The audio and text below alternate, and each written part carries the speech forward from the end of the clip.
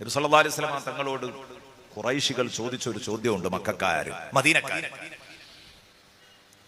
അതുപോലെ മക്കയിലും ഉള്ള ആളുകൾ നബി സല്ലല്ലാഹു അലൈഹി വസല്ലം തങ്ങളുടെ അനുയായികൾ ചോദിച്ചു,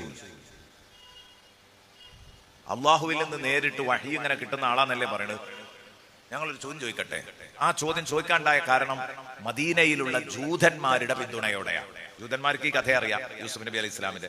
അപ്പൊ ജൂതന്മാര് ചോദിച്ചു, നിങ്ങൾ മുഹമ്മദിനോട് ചോദിക്കണം, ശരിക്കും പലസ്തീനിലാണല്ലോ ആരുള്ളത്?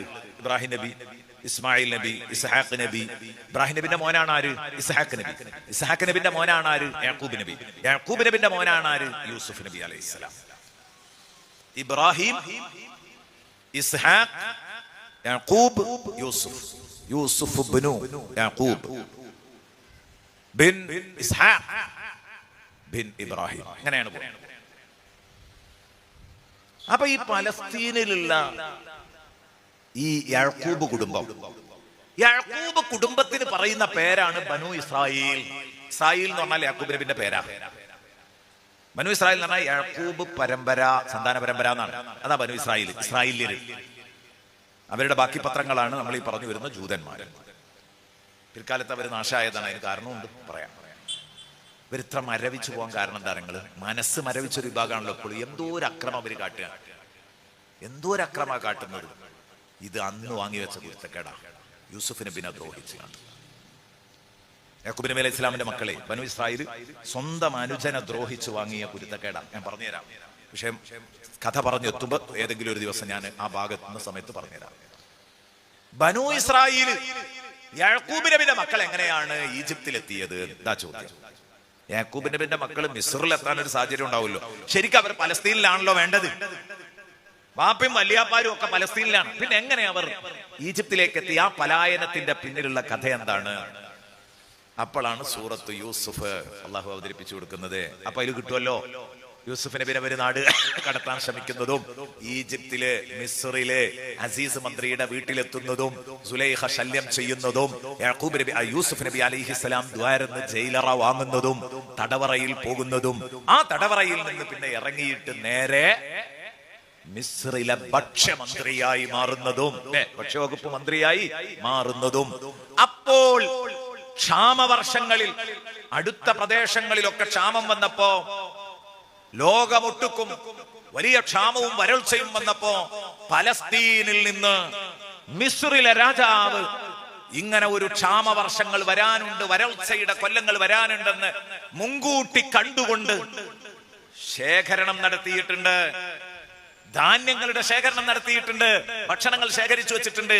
നമുക്ക് പോകാം, മൂപ്പരെടുത്ത് പോകാം, അവിടുന്ന് ഭക്ഷണം കിട്ടും എന്ന് പറഞ്ഞ് അന്ന് തന്നോട് ദ്രോഹം ചെയ്ത, അന്ന് പൊട്ടൻകിണറ്റിൽ തള്ളി എന്തോ ചരിത്രം അവസാനിച്ചു എന്ന് കരുതുന്ന ഇക്കാക്കമാര് ബഹുമാനപ്പെട്ട യൂസുഫ് നബി അലൈഹിസ്സലാം മന്ത്രിപദത്തിലിരിക്കുന്ന യൂസുഫ് നബി അലൈഹിസ്സലാമിന്റെ അടുത്തേക്ക് കയറി വരുന്ന ഒരു രംഗമുണ്ട് അല്ലേ?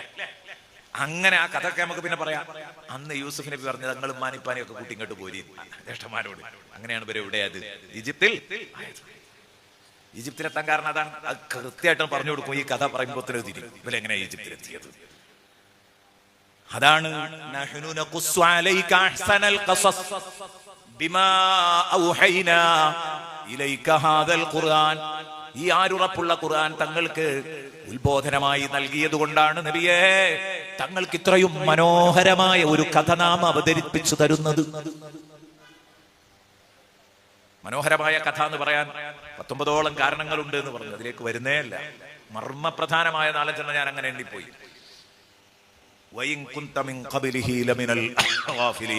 അള്ളാഹു വഹി അറിയിച്ചു തന്നിട്ടില്ലായിരുന്നെങ്കിൽ ഈ കഥയെക്കുറിച്ച് അന്തല്ലാത്ത കുറെ ആളുകളുണ്ട്. ആ കൂട്ടത്തിൽ അശ്രദ്ധരുടെ ലിസ്റ്റിൽ തന്നെയായിരുന്നു തങ്ങളും ഉണ്ടായിരുന്നത്. പിന്നെ ഞാൻ പഠിപ്പിച്ചു തന്നു. അപ്പൊ തങ്ങൾക്ക് നന്നായിട്ട് അറിയപ്പോ ഇനി ആ കഥ തുടങ്ങണം. ഇതൊക്കെ കഥയുടെ ആമുഖാണല്ലോ. ഇനി കഥ തുടങ്ങണം. എങ്ങനെയാ കഥയുണ്ടായത്? യൂസുഫ് നബി അലൈഹി സ്വലാമിന്റെ ഉപ്പയാണ് യാക്കൂബ് നബി അലൈഹിസ്സലാം. ഇപ്പൊ അവരുള്ളത് പലസ്തീനിലാണ്. യാക്കൂബ് നബി അലൈഹിസ്സലാം ആദ്യ ഭാര്യ, ആ ഭാര്യയിൽ അവർക്ക് മക്കളുണ്ട്. ആദ്യത്തെ ഭാര്യയിൽ മക്കളുണ്ട്, കുറച്ചു മക്കൾ. ആദ്യത്തെ ഭാര്യയിൽ 7 മക്കളുണ്ട്. ലയ്യ എന്ന് പറയുന്ന ഭാര്യയിൽ 7 മക്കളുണ്ട്. അവർ മരണപ്പെട്ടപ്പോൾ അവരുടെ സഹോദരിയെ കല്യാണം കഴിച്ചു. ജ്യേഷ്ഠത്തി മരിക്കും, അനുജത്തിനെ കെട്ടുമല്ലോ. അനുജത്തിയെ കല്യാണം കഴിച്ചു. ആ അനുജത്തിയെ കല്യാണം കഴിച്ചതോടുകൂടെ ആ അനുജത്തിയിലും 2 കുട്ടികളുണ്ടായി. അതാണ് യൂസുഫും ബിന്യാമിനും.